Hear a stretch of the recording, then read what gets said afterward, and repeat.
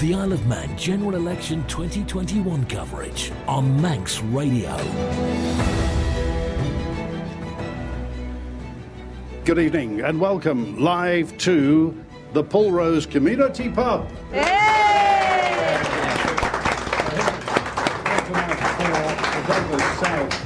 Constituency debate. Douglas South boundaries include the districts of Annika, Belafton and Pulrose. The MHKs before the House of Keys was dissolved on the 12th of August were Claire Christian and Paul Quine.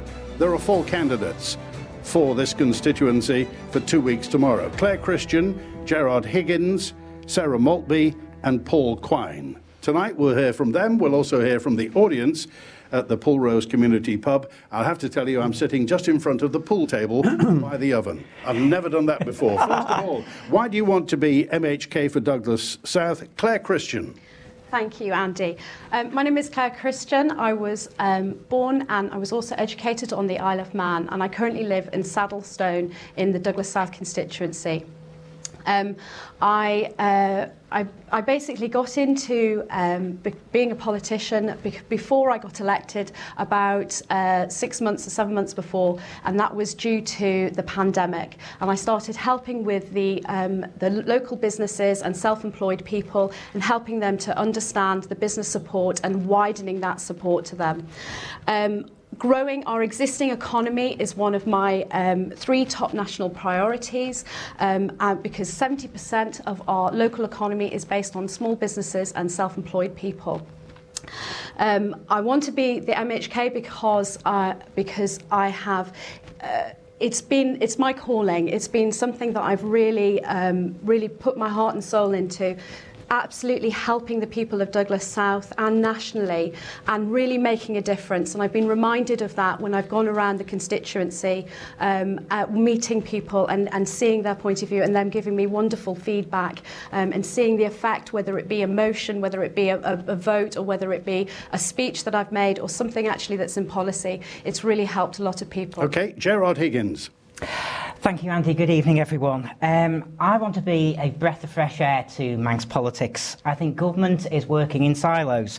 It's lost touch with its employers, namely you, the people.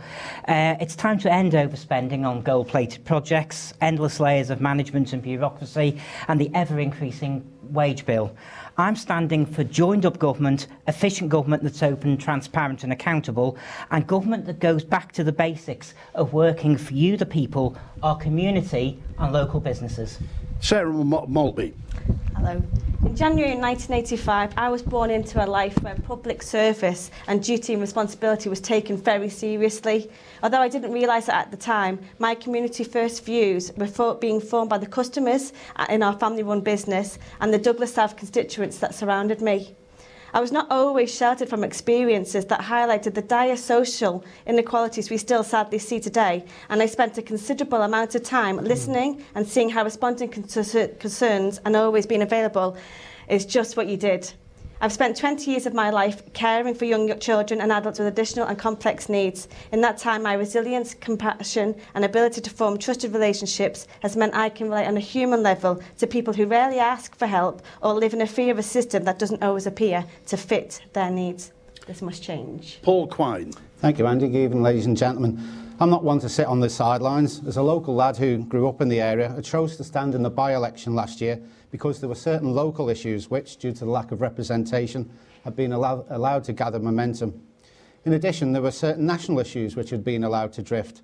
I'm a proud and passionate Manxman who likes to get things done for the best of Douglas South and our island. Having served the constituency, I believe I have gained valuable experience. That is something which, if re-elected, I'm sure will stand me in good stead for the times which lie ahead of us. I want to start with a local issue, and we'll start reverse alphabetical order. Paul Quine, what is going on at Snaefell Surgery and how can it be solved? It's a very good question, Andy, and it's something which matters to so many people, not just here in Douglas South, but in the adjacent constituency of Middle and in the sort of wider part of the town. To get to the crux of the issue, The issue is the funding of the surgery, or more particular, the mechanism, the formula of the funding. So that needs to be addressed. So we need to sit down, whoever's re-elected, needs to sit down with the Department of Health and Social Care, and we need to look at the actual formula, because the formula is not working with regard to Snaefell surgery. Sarah Maltby. We need to reassure our constituents, if elected, that their views matter and that they are listened to. At the moment, I feel like the communication to residents hasn't been what it should have been. There might be funding issues, but really, if you've got a bad knee, if you don't feel very well, you need to know that your surgery's there and it's ready for you. Yeah, and at the moment, the patients don't care who funds who. No, They just exactly. want their knee. They want the job sorted. Yeah. And obviously, I want to be able to get into the House of Keys to be able to put these issues right. Has this been coming up on the doorstep? To be honest, it hasn't as much as I thought it would be, because to me it's a massive issue. It's one that's dragged on really for the last year. I mean, there was something came out not long ago, but there was previous discussions about this, and we thought we'd had that issue sorted, but obviously not. Gerard Higgins. I think there's a wider issue here as well. Obviously, we have to look after our own community first, but first and foremost, I think the wider issue here is getting more GP numbers on the ground, not just from the UK. We need to look wider and make sure that we have the number of GPs there to be able to give the support to our community, because what people want more than anything is the ability to go along and see their GP rather than just phone calls all the time. They want that ability to be able to go in and talk to someone, and this must be a major priority of whoever is elected in this constituency. Claire Christian. There is a national GP shortage in the UK, and if we want to attract GPs to the Isle of Man, we need to aggressively do this now. We need to get the Department of Enterprise to absolutely work with Visit Isle of Man and get the GPs to know that we're here, because it is a funding issue, but we absolutely need to attract this higher level skilled people to the Isle of Man, and that is absolutely crucial for Douglas South. We must look to incentivise it. You know, even if there's tax measures or something, we've got to look at some incentives to actually get GPs here and staying here, because what else we're doing is we're just paying agency fees. We want to actually put the money... Well, there are locums at Snaefell at the moment, aren't yes, they? but Which are expensive. If you actually look at agency fees paid out across government in the last year, it was a budget of 1.7 million.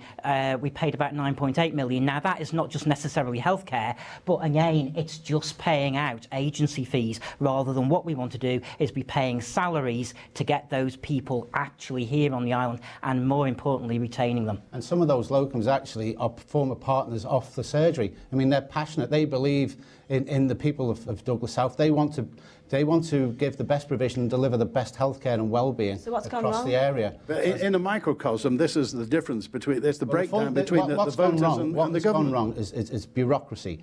It's a bureaucratic victory here. Yes. Because the funding model is effectively broken. And unless we fix the funding model, we won't address the issues at the surgery. But they said it was fixed. Well, unfortunately, it wasn't, because the dynamic of the patients at Snaefell surgery does not suit the funding model. So what we need to do is take a fresh look at the funding model in order to be able to fund the surgery properly, to deliver the healthcare that our people rightly deserve. Sarah Maltby, let's talk about young voters. Are you confident that young voters, 16-year-olds and upwards, are going to be turning out 2 weeks tomorrow? Well, I'd like to think so. I've been banging the drum about it for a long time. This isn't just a one issue now we talk about in the run-up to a general election. This has been something that I've been talking about for a long time. I work in Ballycameen High School at the moment, so I've got those people at my disposal that I've been trying to talk to and invigorate. I mean, even the people that I've been talking about when I go around the constituency, the amount of kids that you get following you on their scooters, it's brilliant. You know, they're asking questions. So I don't understand how, when they get from this to the actual registering, but what happens, what stops them from registering in the first place? Is it parents? Do they not feel confident in the system, and they're concerned that they don't want their the children to get involved in it, you know, and distance themselves from politics? And I think they shouldn't. There's nothing to be scared of. We need to open the door. Gerard Higgins, what will be your message now if somebody is age 16, registered to vote in Douglas South? What will be your, apart from vote Higgins, of course? What I would say is we need to really address this whole issue of young people and getting them to engage. One of my proposals is that we need to have focus groups where we're sitting down, we're talking with these people, we're seeing what their needs are. They are our future generation. We need to be investing in them. We need to be looking at what activities we've got for them in the community, not just in our community alone, but across the island as well. So we need to be really engaging with them. Claire Christian, do you think politics and young people are connected? I absolutely think they should be. I don't think they perhaps are enough right now. I think that's absolutely true, Andy. I know that when I've gone round on the doorstep and I have interacted with young people, a lot of it has been questions about, well, who are you, what's an MHK, even to that level. And it's just really just speaking to them just on a normal basis, just saying, look, how politics affects you, whether that's in your education, whether that's with your jobs. It's really just talking to them like normal people and just absolutely treating them like adults as they deserve.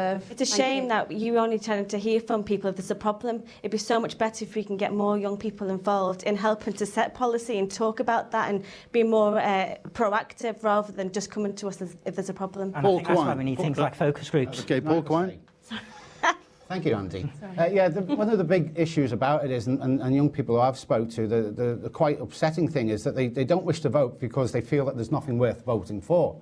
And that's the issues that we have to address with people. We have to engage with young people. We have to show them that their future is rightly their vote, and their vote counts for something. So I think we have to ensure that we provide something for them tangibly to see worth voting for.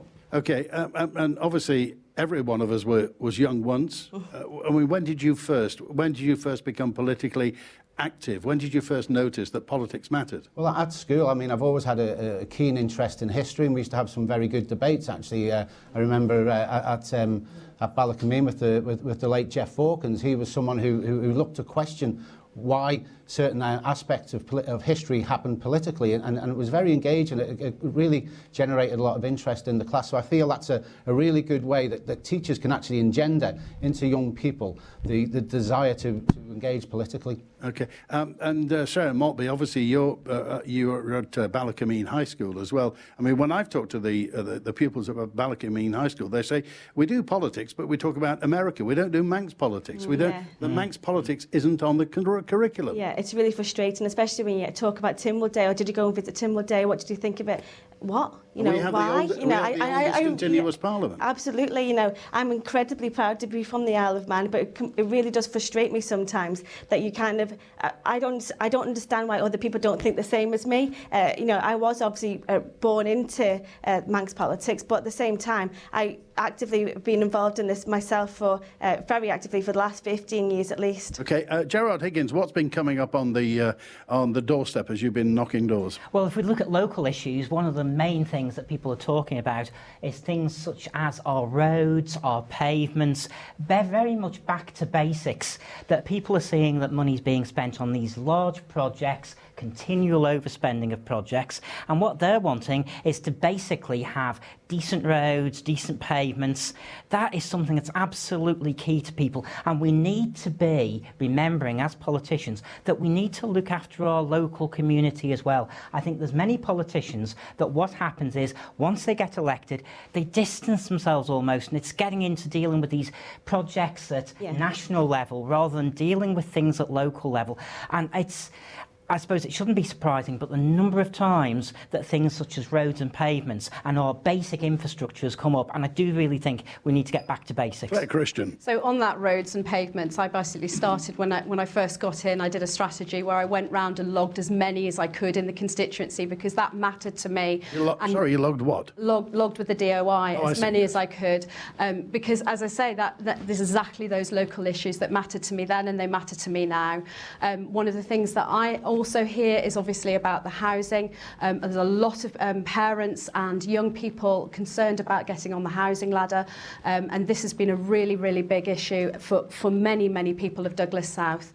And this obviously is a national wider issue, and there are solutions to this, and we need to now build more social housing because there is a lack of social housing. It means there's more private rentals, which is driving up the private rental, and then obviously it's driving up the house prices for buy-to-let.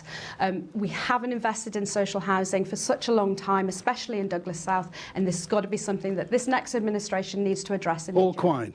Yeah, I mean, touching on the roads and pavements and what Gerard's just said about politicians seeing the national view as opposed to the local view. So when I was elected last year at the by-election, one of the first things I did along with Claire was to ensure that we tried our best to bring pavements and roadways up to some sort of acceptable level, and this involved such things as improving access in and out of Lennox Park for people of impaired mobility, because I was staggered walking round the state of the pavements, and it's only when you actually see someone who has mobility issues that you actually appreciate the sheer difficulty that they have in just their day-to-day life, having reasonable access to anywhere.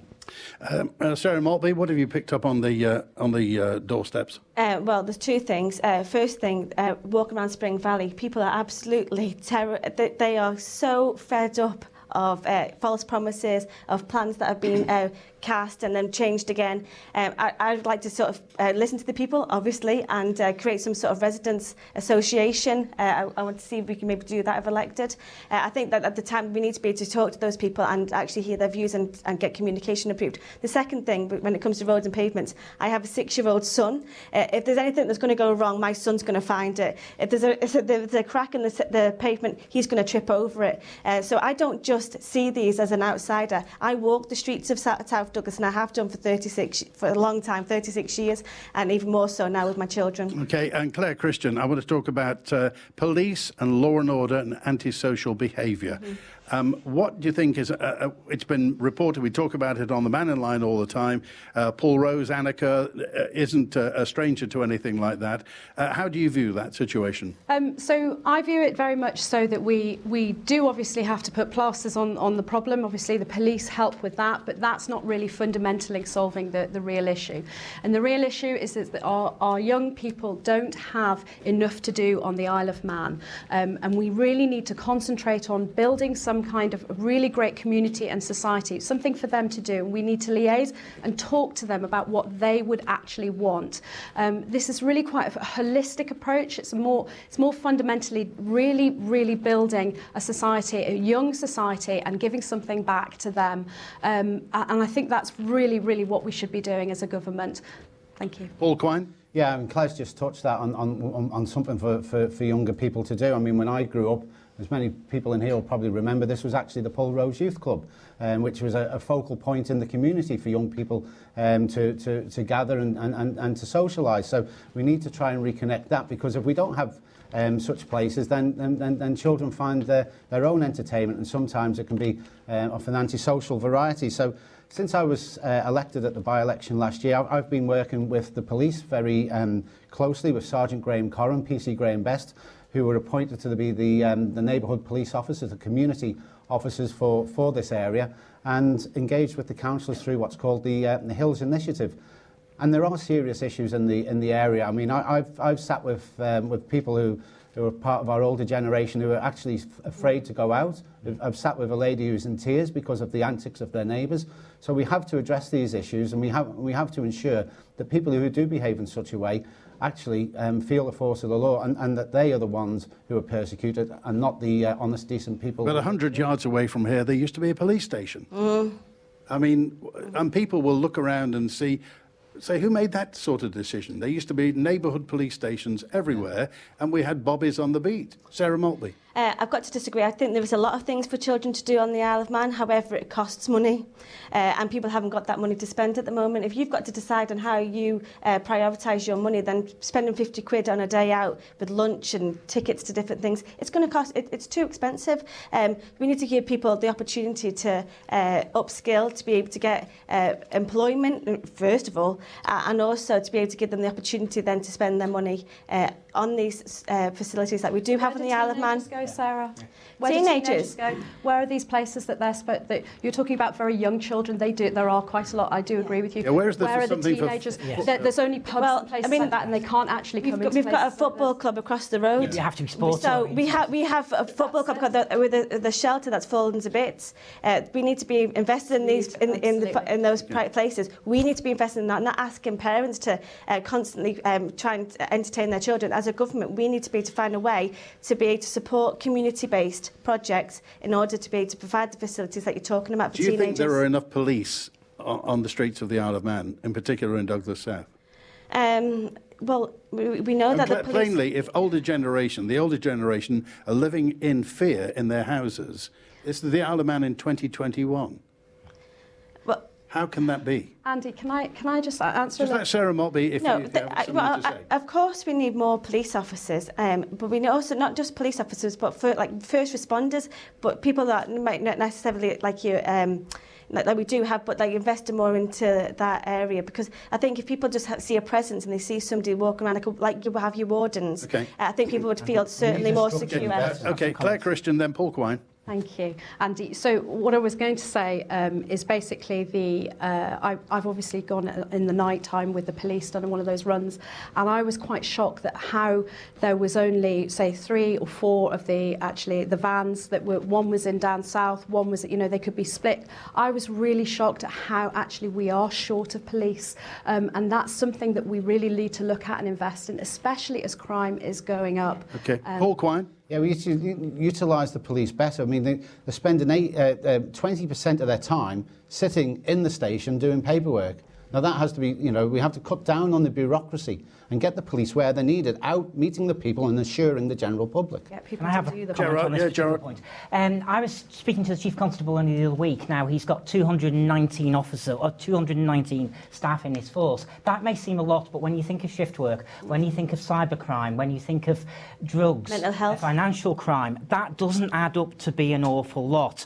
So what I would also say, yes, we need more police, but equally, what we need to do is have more joined-up government, because one of the things that Chief Constable was saying to me is when there are issues, there's difficulties in talking to social services, in talking to education. We need to be investing in early years. Well, you've been in Treasury for how long? I've worked in Treasury for 39 years, but I've worked on the tax side of things, Andy. Right, okay. So you know all about empire building in the civil service. You know how, as you mentioned, silos inside government. Yeah, and that's why I'm standing. But again, how can you break that down? Because you've got to have a strong enough voice to break it down. And I would hope that whoever gets in this constituency will fight for that. Force of will. Yes, it really has to be, and it has to be shouting loud enough, because you're doing it for the people out there and for not just the South Douglas community, but for the whole of the Isle of Man. OK, Paul Quine, everything has to be paid for, and the businesses of the Isle of Man and the economy of the Isle of Man has to go up. How are we going to do it? You're right, Andy. I mean, this is the fundamental thing. We have to have a good, strong, robust economy, because if we don't have an economy, we don't have anything. We can talk about police, we can talk about education, healthcare, pensions, everything else. It's all underpinned by the economy. And you cannot give something to someone until you have first taken it from somebody else. So we have to ensure that our economy is robust and flexible. We need to go out, we need to reach out into the world to ensure that we attract business in. Our biosphere needs to be promoted for all it's worth. We need to look at biotech companies looking to redeploy here. We need to embrace green energy, because I understand that the UK generates something like over £200 million a year from a stakeholder who has a wind farm on a sea area approximately about 20% that of Manx territorial waters. So we need to engage in the new generation of stakeholders in order to build a new economy and to drive these services forward. Sarah Maltby. Morally, pulling people out of poverty is not only the right thing to do, but it's a way of making revenue, for increasing revenue. I agree with what Paul has said on the international and the national scale. However, if you don't look after the domestic issues, then you just plough money into patching up services that are never going to be fully funded or looked after properly. But who's going to create the jobs? Well, first of all, you need to get people upskilled. You need to get more vocational courses in schools. You need to introduce these areas more early on. Let people see that the Isle of Man is a good place to be. If they see that's a good place to be, they want to stay here. They buy a house here, hopefully, and they raise a family here. And then that's all put money into the system. At the moment, they're just leaving. So you might have the biggest and the most fanciest place for the Isle of Man to be, but if you can't get people to come and stay here, then it's not worth anything. Do you think the education, apart from the students who go to university, the Chamber of Commerce issued a report that said that 50% of the students coming out of school that didn't go to university, they found them difficult to find jobs because they weren't properly educated. We need to change how we measure success. At the moment, success is based on how many GCSEs you've got, and we need to change that. that's a big piece of work, obviously. Yes. But the ethos, it needs to be more holistic, more person-centred, and it needs to be able to say that the Isle of Man is a good place. We look after our people here. We don't just say, well, you haven't got 10 GCSEs and you haven't got your A-levels and you haven't been to university, we're not interested. We need to look after the people, put the people first. Okay, Gerard Higgins. We have to invest in apprenticeships and internships as well. We need to have more courses available on the Isle of Man. We have to really invest in our young people, but equally we also have to grow and we have to diversify our economy, because we are becoming increasingly dependent on various sectors within the economy. But also, if we're wanting to pay for things, we need to cut the waste as well. We need to reduce the size of government departments. We need to stop the gold-plated projects and the project overspend.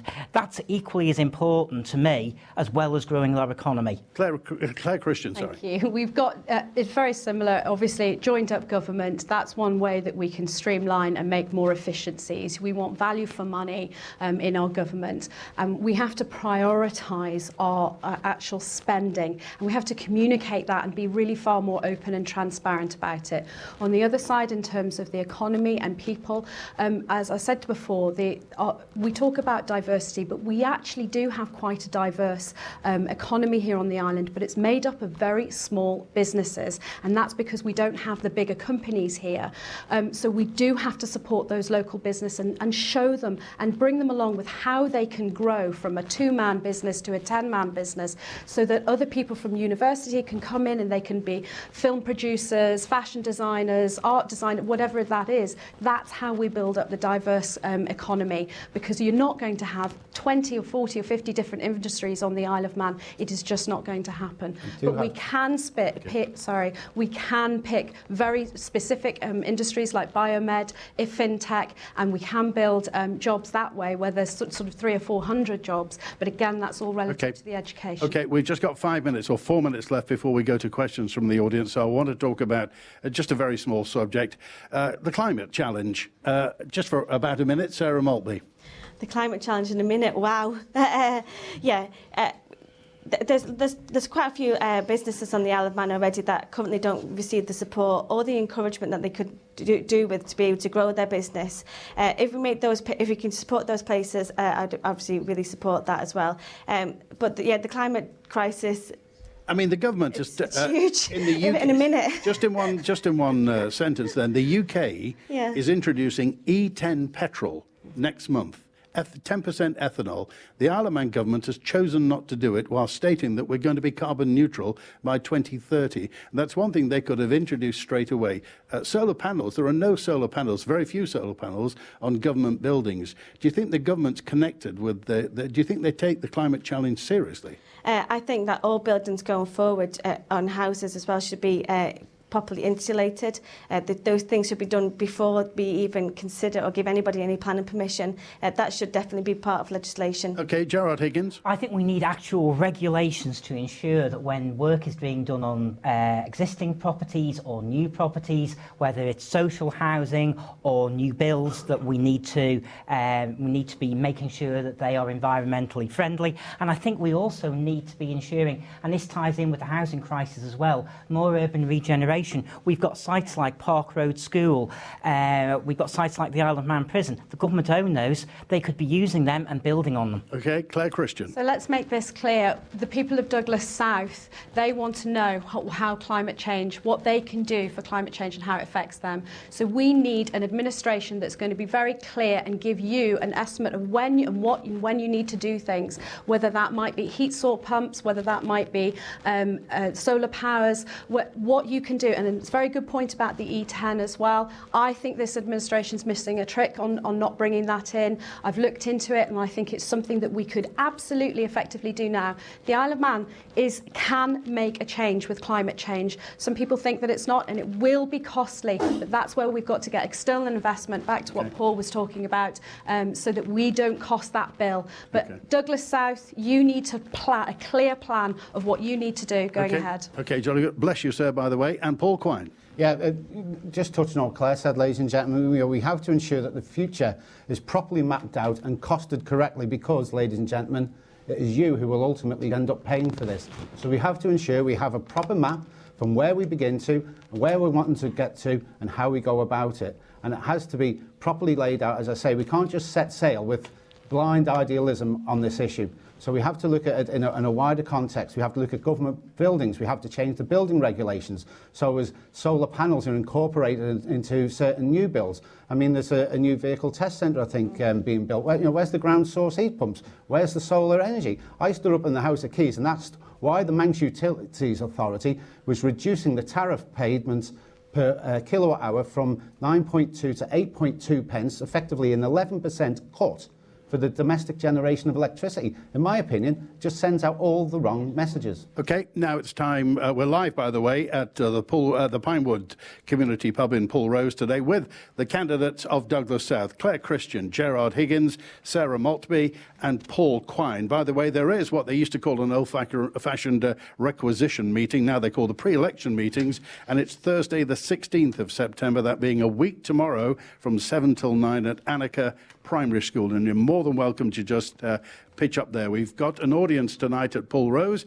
so who's got a question for the candidates? Your name, sir?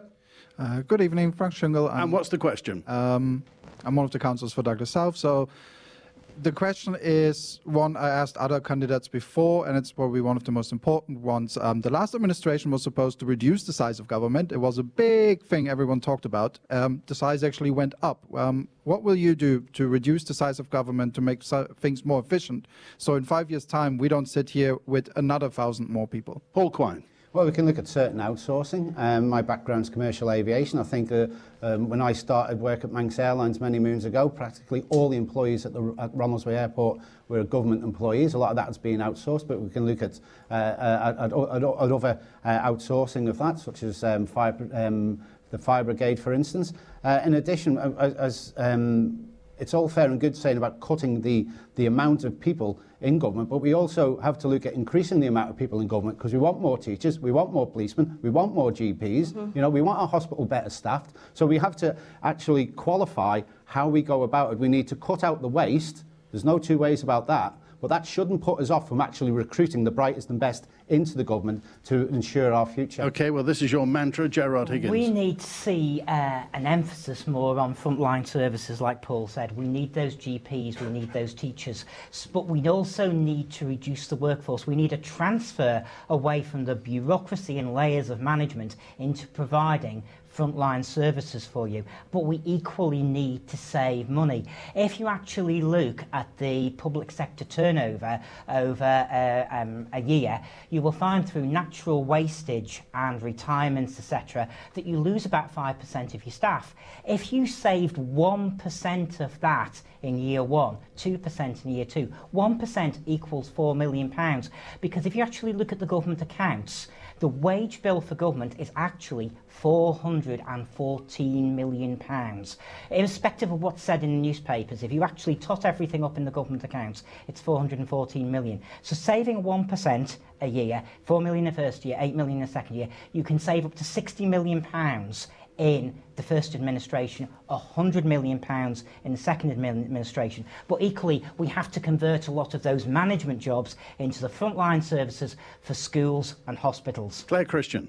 So come back to joined-up government, because actually what a joined-up government means, and we've just seen this during the COVID pandemic, we've proved that government can actually work together. You can move employees to other departments when there's pressure zones there, and that's exactly what we need to do. We need to make it far more flexible, and this is actually great for the employees because they can learn new skills, they can upskill, they can move, and they can move into higher senior roles, and actually that's far more beneficial. So it is about cutting off the fat, as what my colleague said, Paul Quine. It's about cutting off that, but actually looking at the government as a whole and working it in that way. Sarah Maltby.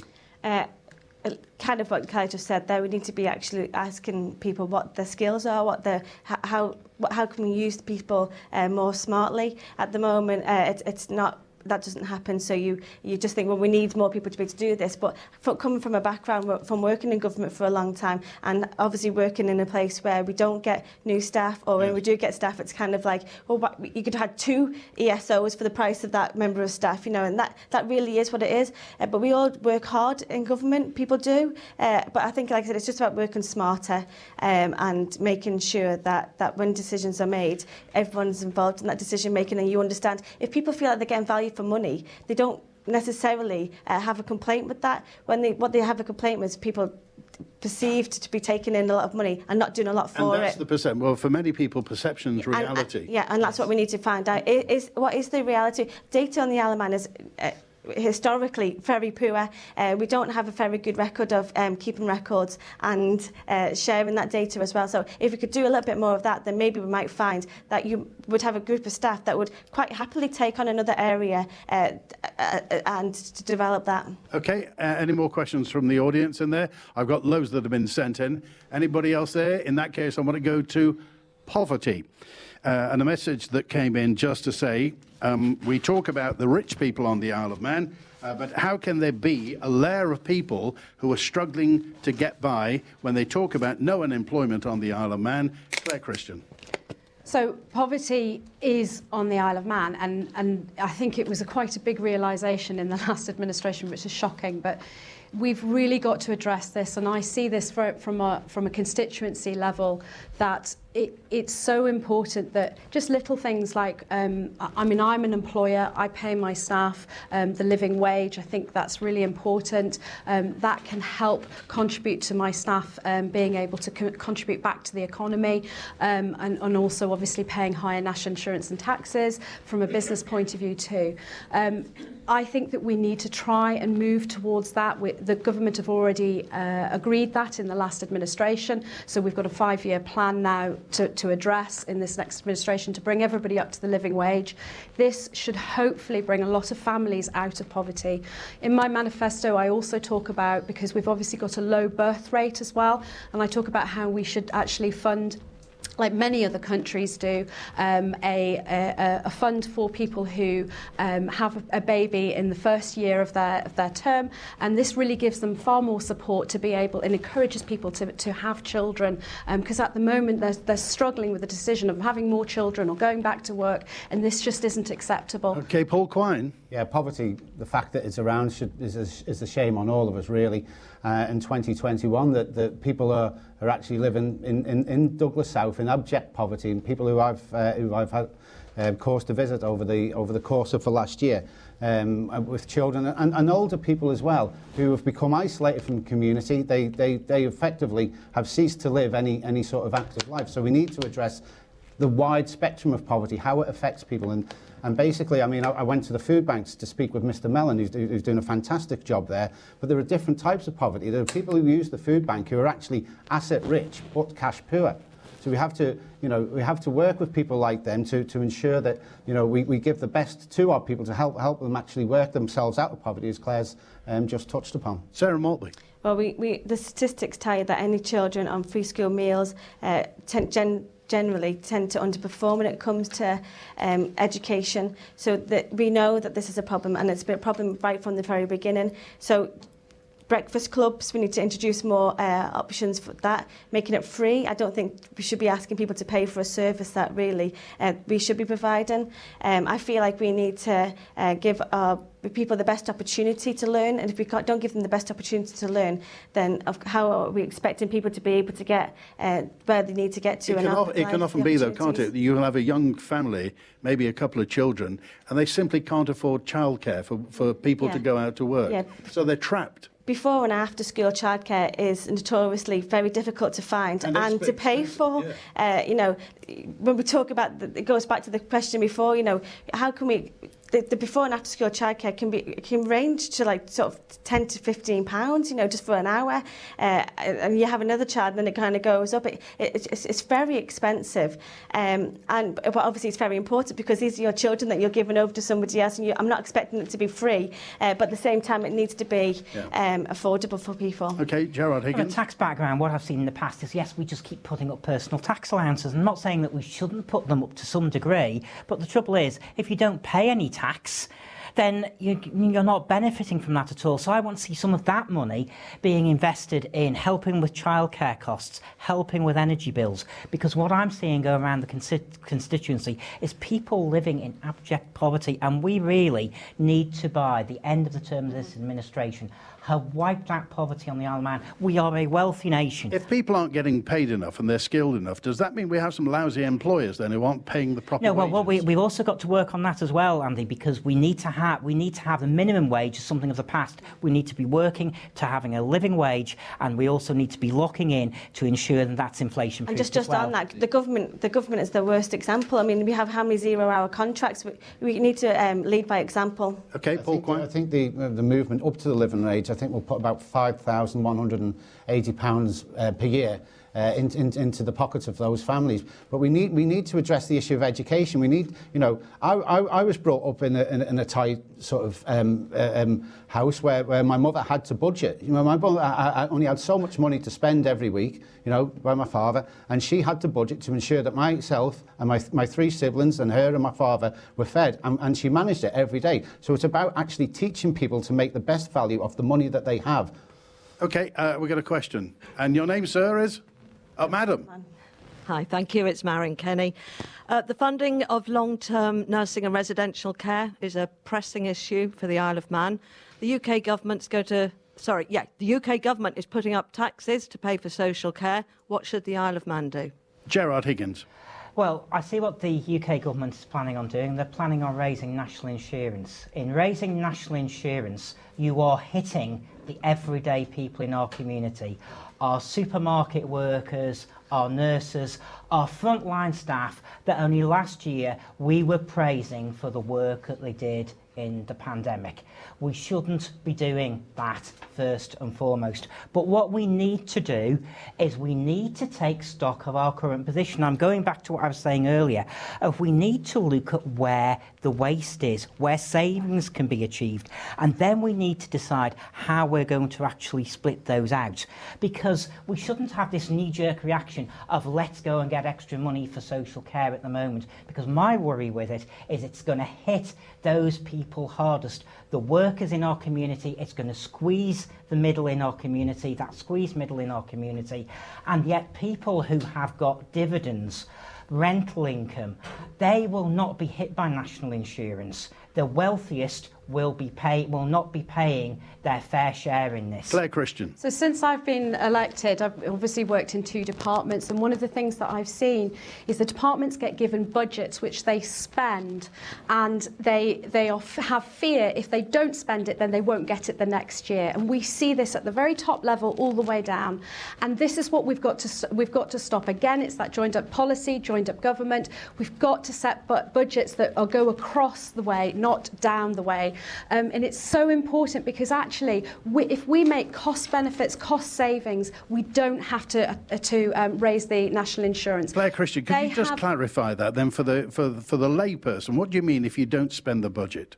So for example, if you get a £2 million budget and you don't spend that budget, you spend 1.5 million of it, it's very unlikely that Treasury will give you that 2 million the next year. There's a hurried approach, Andy, to pay your March. Use it. The 31st of March spend up to that limit. Yeah, okay. And that's of course, you're going to buy the extra folders, buy the extra equipment, or whether you needed to or not, and it's at that level. So I would say national insurance, we should not absolutely be raising that for that purpose to fund care. I think we can look and absolutely address this situation. That's one of the reasons why, if I'm elected, I want to go into Treasury so that I can absolutely address these issues on the forefront. Sarah Maltby. If you're living on the Isle of Man and you're taking advantage of our lower tax rates, then you should have a social conscience, a social responsibility to look after our social care. End of story. Okay, Paul Quine. I mean, Gerard touched on it, and also what Claire said, the fact by putting up taxation, you actually end up with less money in the pot, because all it does is drive wealthy people who pay tax off the island into the arms of our competitors. So it actually has a negative effect. The way we need to go about it is rightly like Claire says. I mean, if you look at department after department, that was idiotic incident with the Slough resurfacing back about 8 years ago. I mean, departments spend the money like drunken sailors as it comes up towards the end of the year because they fully know that it will not be getting it in the following year. So we need to look at how the funding is dished out, and that way we can make the savings to put in to help address the issue. Now, a lot of people know that, but there may be many voters, and maybe young voters, who don't know that principle of government. If by the 31st of March you haven't spent the money, you won't get it. It won't come back to you. Why is that then? Why isn't it rolled over? It covers such a vast part of government, Andy, and it's all about procurement. You know, it's about, again, what we said before, about the silos of government, each having their own budget, each procuring their own contracts. We need to take that out. We need to cut out that waste, cut out that marzipan from the cake, and be able to actually fund something that people come to with a proper business case for. Okay, we've got another question. Your name, sir? Steve Doyle. And your question? I really want to know how we're going to fund all these changes. It's fine saying there might be some savings, but we've spoken here tonight, we need more GPs, we need more police. We're also going to have, similar to the UK, the issue that Boris is facing at the moment, where NI is going up so that people don't have to sell their homes. That's going to become an issue here in the Isle of Man.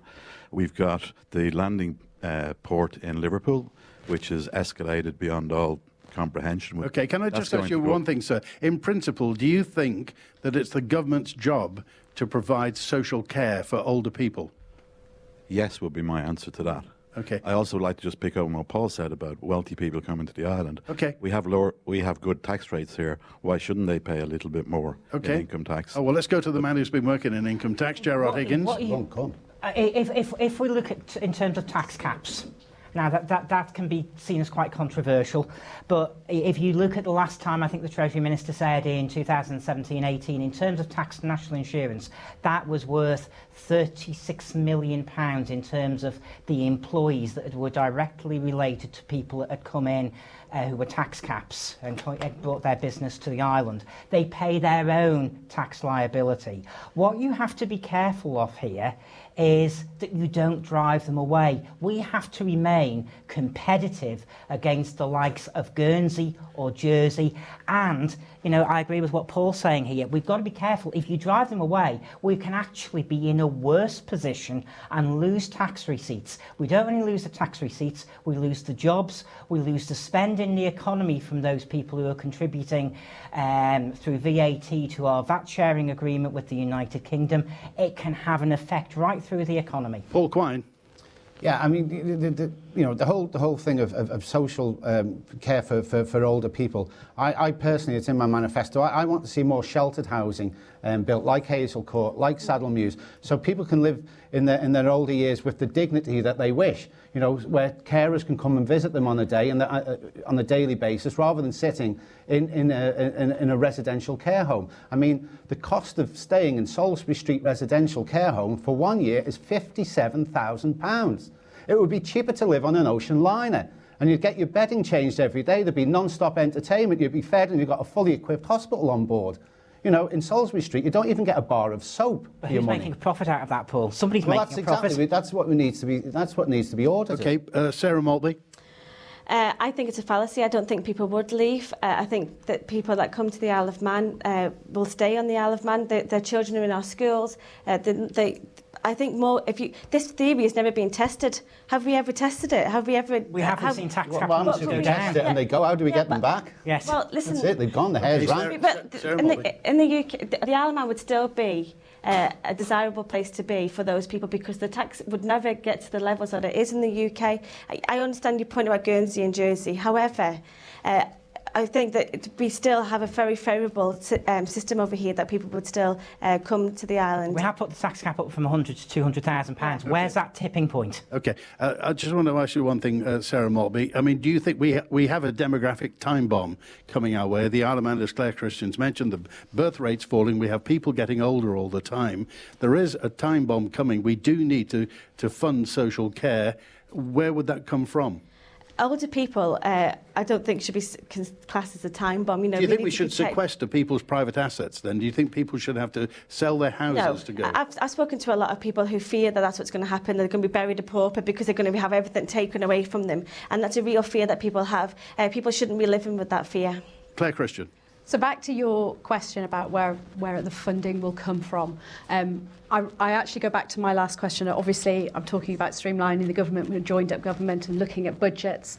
But also, there's there's definitely, investments. That's really key right now. Long-term investments, so that it can generate revenue.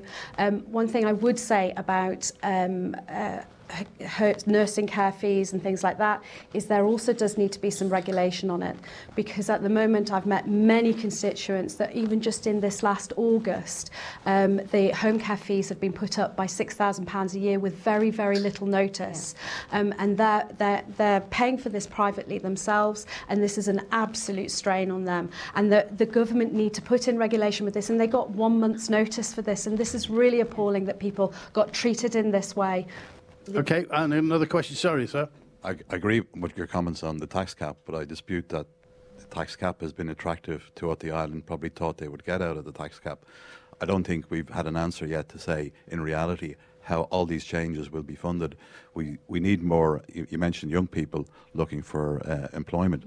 The fact is, I don't think we have enough choice for young people in terms of industry, commerce, whatever. So, but you're talking about diversifying the economy. Correctly. So I think we need something drastic in terms of diversity. It's no coincidence that last week Strick's new factory opened in China. So how do we get different and diverse industry to the Isle of Man, Paul Quine? It's a question. I mean, we our brightest and our best are leaving us, and they're not coming back. We have to get our brightest and best back here to the island, where they can support us and they can drive our own economy forward. So the way I would look at it, we need more doctors, we need more nurses, we need key workers back here. So from my profession, from aviation, I would take an abundance system. So if I was to join, say, EasyJet tomorrow, it costs about £25,000 to put a pilot through a conversion course, including the simulator work, etc. Now, what you do is you sign a bond after that to ensure that you can't just clear off and work for another airline the following day. So you bond for 5 years. So that's what we should be doing with our younger people. We should be looking for people who wish to be doctors, wish to be dentists, teachers, etc. And we should pay their university fees on the understanding that we bond them for 5 years, that when they finish university, they come back here and they begin work here, instead of drifting off. And I had an appalling incident, which was I spoke to a young gentleman this week. We talk about mental health. Now, I was a young gentleman who he's got a degree in psychology through the Open University, which he was awarded a 2-2.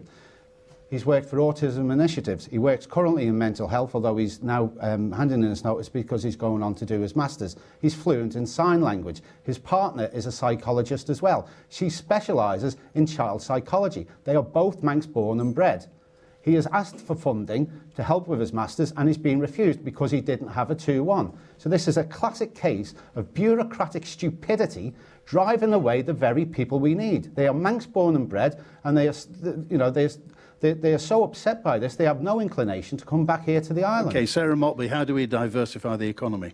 Just on what Paul just said before that, I don't agree that we should be bonding people to come back to the Isle of Man immediately. I think that we should allow our young people to go off and see the world, find out what's going on and bring those skills back to the island. Make them back, but if you haven't got the house to give them, then how on earth can we promise them a life that they deserve? Gerard Higgins. We've got to make the Isle of Man an attractive place for them to come back to, as and when they do come back, in terms of affordable housing, education, a decent health service, family friendly. Okay, Claire Christian. So I agree with Sarah, actually. I think it is really important, and I'm proof of the pudding. I went away for 20 years, and I worked in the fashion industry. I lived in Italy. I lived in New York for some of that time as well. And I came back to the island, and I'm investing back in that. And yes, you might have wanted me 10 or 15 years younger, but I came back when I did. Why did you come back? Family. I came back to be with family for that reason. I wanted to be closer to family. I think a lot of people do that, Andy. And I think the Isle of Man has a natural draw. You get to a certain point where you actually, you've had enough of Mayfair and you want to come back to here. But I would say about diversification, So what we want to do is, and I spoke about it before, industries, if you pick the film industry, for example, we absolutely, that was such a massive mistake that the government made. You could have had script writers, you could have had continuity, you could have had film producers, you could have, the jobs that could have provided were huge. Catering, everything, cleaning, it could have reached very, very many sectors, and that could have been a really good industry for us. Okay, we're in Douglas South, so I want just a very quick word from all of you about Dingy Douglas and how we can make Douglas more attractive. Sarah Maltby. Dingy Douglas, wow. Brownfield site, broken pavements. Brownfield roads. sites needs urgent development. We shouldn't be giving away our greenfields to any more developers. We need to invest in those areas and make those areas work for us. Paul Quine. Yeah, I mean, you remember the concept of Douglas 2000? What happened there? I mean, that's 21 years ago, and we're still talking about it now.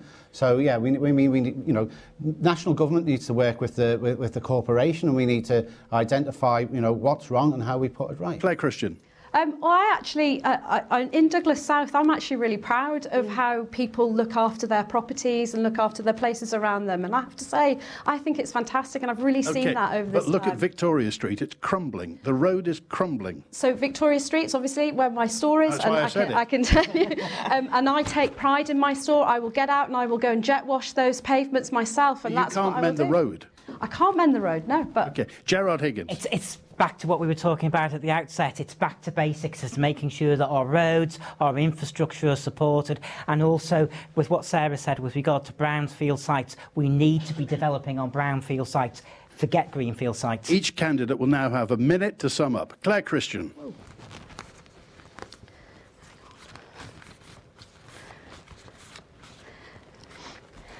remember, when you come to vote on the 23rd of September, I am the candidate who has continued to be the conduit between businesses, self-employed people and the government. Treasury, I also challenge Treasury to implement the isolation and capacity benefit, which helps support you those 14 days where you had to isolate. I will always put Douglas South constituents first, and I will look for the problems that will affect you. I will focus on the services that government provide and strive to get that right for our current population so growth can happen later.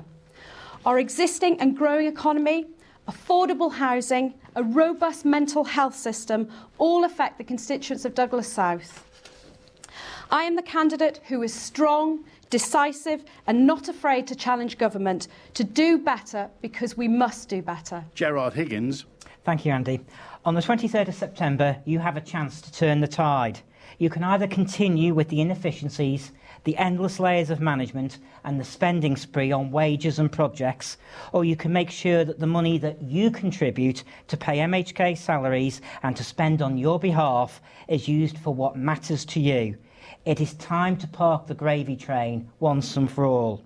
We need better frontline services and financial support in healthcare and education, better roads and pavements and a better tomorrow for future generations. I believe I have the skills, experience, energy, dedication, compassion and above all, the ability to listen and support you, the people of Douglas South, for the next 5 years.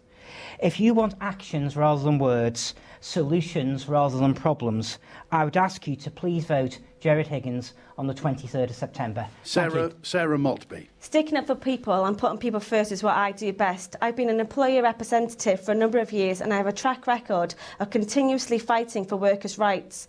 I'm sadly one of the minority Manx people that after attending university returned back to the island. As a home bird, there was no question I would choose to settle here. I'm incredibly proud to be Manx, but it's not working for everyone. I've been on the periphery of Manx politics a long time, but it's time now to help form policy and play my part in supporting the community and island that helped raise me. We've heard a lot tonight about international and national agendas. I want to look after the people. Domestic issues is where my strengths play out, and I really hope that you can support me on 23rd of September. Thank you. Paul Quine. Ladies and gentlemen, as a proud Manxman, it's been an immense privilege to have represented you, the people of Douglas South, since I was elected at the by-election last year. In that time, I'd like to think I have striven to work as hard as I can for the constituency, rolling up my sleeves and getting stuck in, addressing many issues, as well as not being afraid to take the government to task and scrutinise it on issues such as the steam packers' employment practices, MUA tariff reduction for private generation of electricity, and wasted money at Ronaldsway Airport. And so I seek your confidence again. The time that lies ahead for our island will require representatives with experience and who are not afraid to speak up for what is right, such as a strong economy, affordable housing and investing in our youth. I am just such a person.